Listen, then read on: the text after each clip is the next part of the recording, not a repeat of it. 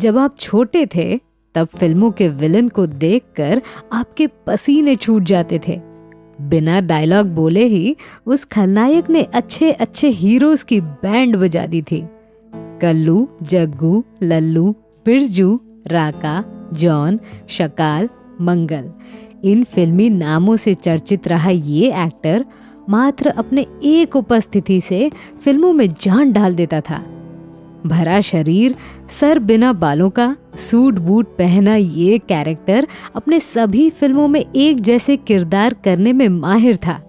अभी तक आप समझ ही गए होंगे कि मैं अनामिका लाई हूँ कहानी मशहूर फाइट मास्टर और खलनायक अभिनेता M.B. शेट्टी जी की, आपके अपने channel biography and real life story पर।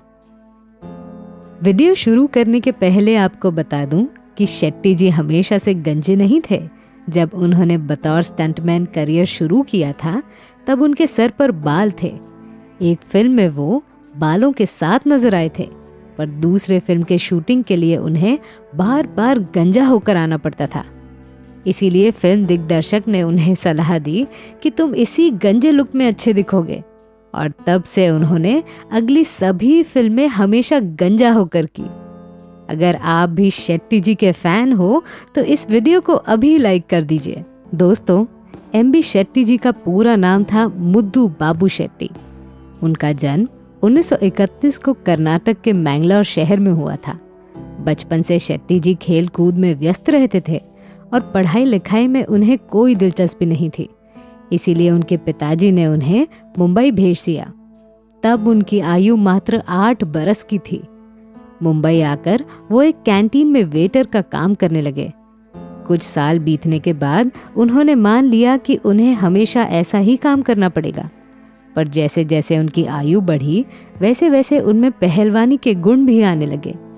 इसीलिए उन्होंने बॉक्सिंग में अपनी किस्मत आजमाई। यहाँ उनकी मुलाकात K.N. मैंडोन से हुई। वो उस जमाने के बॉडी बिल्डर हुआ करते थे। इन्होंने आगे चलकर शेट्टी जी को अच्छे से ट्रेन किया और उन्हें काबिल मुक्केबाज बनाया। आगे चलकर M.B. शेट्टी करीब करीब 8 साल तक बॉक्सिंग के चैंपियन कहलाए। इसके बाद उन्होंने फिल्म जगत से रिश्ता जोड़ लिया। उनके फिल्मोग्राफी पर नजर डाली जाए तो पता चलता है कि बतौर स्टंटमैन उन्होंने 1956 की फिल्म हीर से करियर शुरू किया और एक्टर के रूप में वो 1957 की फिल्म तुम सा नहीं देखा में पहली बार नजर आए।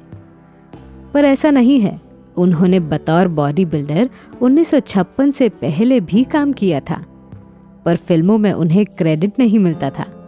कहा जाता है कि प्रसिद्ध अभिनेता प्राण साहब ने सुबोध मुखर्जी से बात करके शेट्टी जी को एक्शन डायरेक्टर का काम दिलवाया था। तो इस तरह से बतौर एक्शन डायरेक्टर उनकी पहली फिल्म थी 1955 की मुन्नीम जी। इसके बाद हीर और मोहिनी नाम की फिल्म करने के बाद उन्होंने तुमसा नहीं देखा में विलन का किरदार निभाया था। मेरा पर्स चुरा कर ले गई। पर्स क्या चीज होता है जानते हो तुम? ऐसे ही हमारे डांस पर इल्जाम लगाते हो। मैं करता हूँ, उस लड़की को बुलाओ। तुम्हारे जैसे पक्कड़ जेंटलमैन इस होटल में बहुत होता है। दे दे।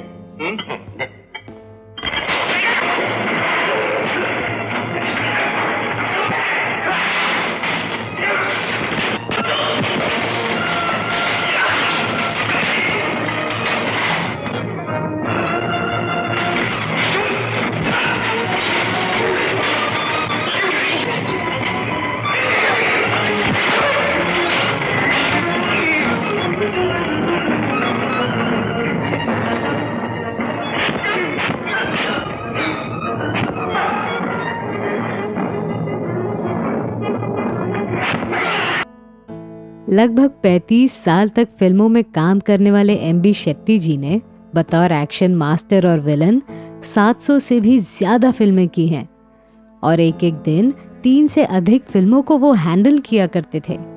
ब्लैक एंड वाइट फिल्मों से लेकर कलर फिल्मों तक उन्होंने लगभग सभी महान अभिनेताओं के साथ फिल्में की हैं। इसीलिए इंडस्ट्री का हर बड़ा छोटा व्यक्ति उन्हें पहचानता था।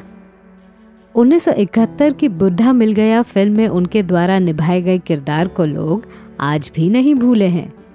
ही मैन धर्मेंद्र के साथ उनकी खास फिल्में रिलीज हुई थी, कब क्यों और कहां, यकीन, राजा जानी, समाधि, सीता और गीता, यादों की बारात, कहानी किस्मत की, शालीमार, आज़ाद, पत्थर और पायल।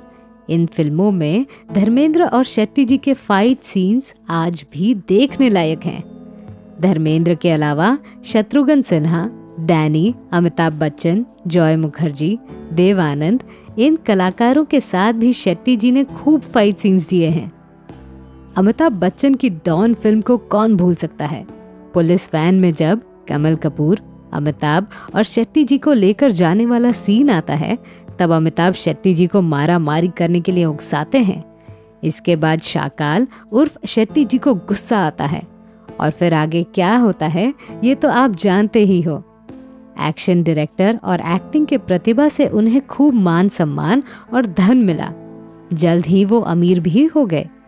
हॉलीवुड के प्रसिद्ध एक्टर यूल ब्राइनर उनके मनपसंद एक्टर हुआ करते थे, क्योंकि वो भी ज्यादातर फिल्मों में गंजे अवतार में दिखते थे। जो जहां है वहीं खड़ा रहे।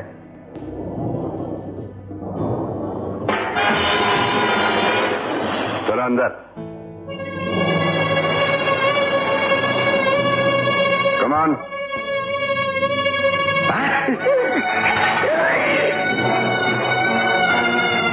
बॉस, आप छिप रवाना कीजिए, मैं ऊपर जाकर देखता हूं। एमबी शेट्टी खुद कम पढ़े लिखे थे और गरीबी का सामना भी कर चुके थे। इसीलिए वो हमेशा अपने बच्चों से कहा करते थे कि खूब पढ़ो और खुद के दम पर मिसाल पेश करो। 70 और 80 के दौर में उनका बड़ा दबदबा हुआ करता था, पर साथ ही वो स्वाभिमानी भी थे। कोई उन्हें जानबूझकर उल्टा बोले ये उन्हें बर्दाश्त नहीं होता था। पर इसके विपरीत वो बड़े भावुक और कोमल स्वभाव के भी थे। एमबी शेट्टी प्रसिद्ध के झोंके में जी रहे थे कि अचानक एक हादसे ने उनका जीवन बर्बाद कर दिया। एक दिन शत्रुघ्न सिन्हा के साथ वो बॉम्बे 405 माइल इस फिल्म में काम कर रहे थे और एक्शन सीन के दौरान एक जूनियर आर्टिस्ट की मौत हो गई। अफवाह ये फैल गई कि एमबी शेट्टी के हाथों से दुर्भाग्य हुआ था। चारों तरफ से उन पर दबाव बढ़ने लगा और वो डिप्रेशन के शिकार हो गए। वो साल था 1980। शराब के अधीन होने के बाद उनकी तबीयत भी बिगड़ने लगी और इस तरह 1981 की रेल यात्रा उनकी अंतिम फिल्म साबित हुई। तबीयत बिगड़ने के बाद उन्हें काम मिलना भी बंद हो गया और उनका परिवार गरीबी के ओर बढ़ने लगा।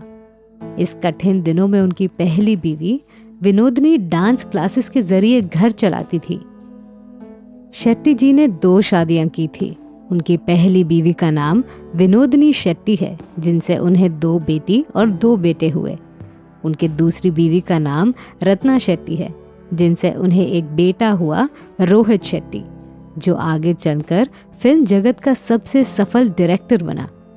1982 आते आते एमबी शेट्टी जी की हालत बहुत कमजोर हो चुकी थी। अंततः 700 से भी अधिक फिल्मों में काम करने वाले एमबी शेट्टी ने 23 जुलाई 1982 में आखिरी सांस ली। तो मैं थी आपकी अनामिका। मेरी सुनाई हुई कहानी आपको कैसी लगी ये हमें कमेंट सेक्शन में ज़रूर बताइएगा और हमारे channel biography and real life stories को सब्सक्राइब करना न भूलें। नमस्कार।